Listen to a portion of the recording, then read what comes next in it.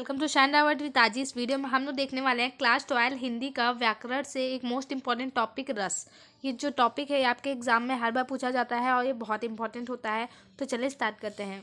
तो सबसे पहले हम लोग देखेंगे कि रस होता क्या है, रस का अर्थ तो देख लेते हैं। रस का शाब्दिक अर्थ आनंद होता है, मतलब कि रस जो होता है उसे आसान भाषा में कहा जाए तो रस जो होता है आनंद का ही एक रूप है।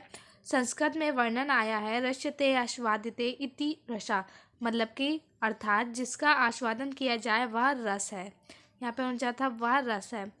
तो रस क्या होता है, जिसका आस्वादन किया जाए वो रस कहलाता है।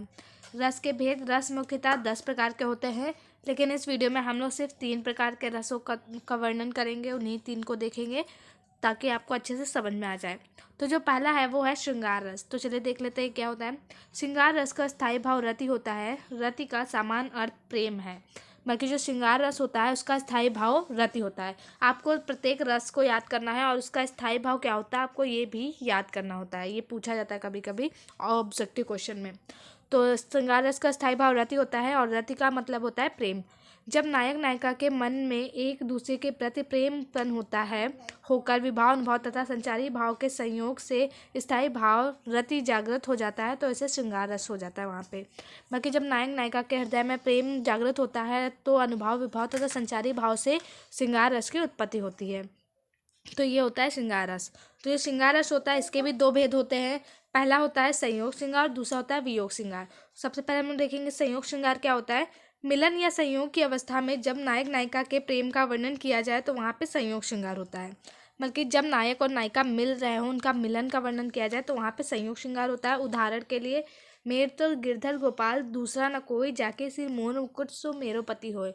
तो आपको उदाहरण सबके ज़रूर लिखने हैं, इससे आपको हमेशा फुल मार्क्स मिलेंगे। आप कोई भी रस लिखे उसका उदाहरण लिखिए, अलंकार लिखिए उसका उदाहरण लिखिए, छंद लिखिए उसका उदाहरण लिखिए। तो आपको सभी का उदाहरण जरूर लिखना होता है।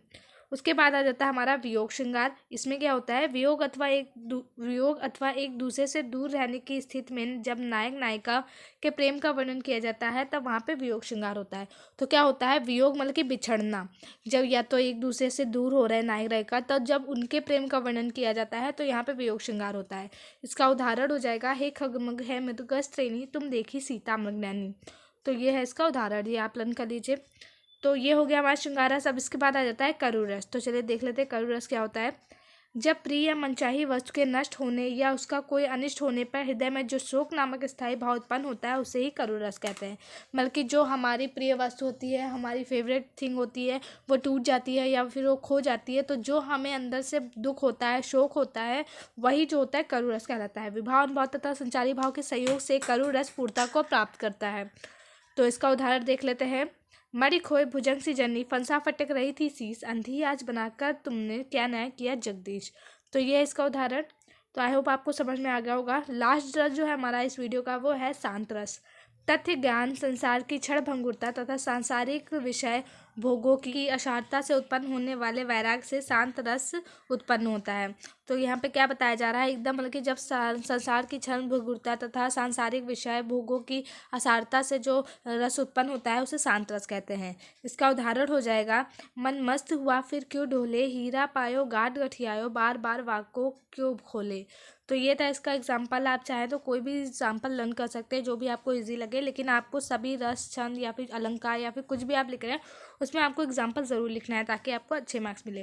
तो आई होप आपको ये वीडियो अच्छी लगी होगी। तो अगर जो आपको वीडियो अच्छी लगी तो प्लीज़ लाइक करिए, चैनल को सब्सक्राइब कर दीजिए, बेल आइकन दबाना बिल्कुल भी मत भूलिए।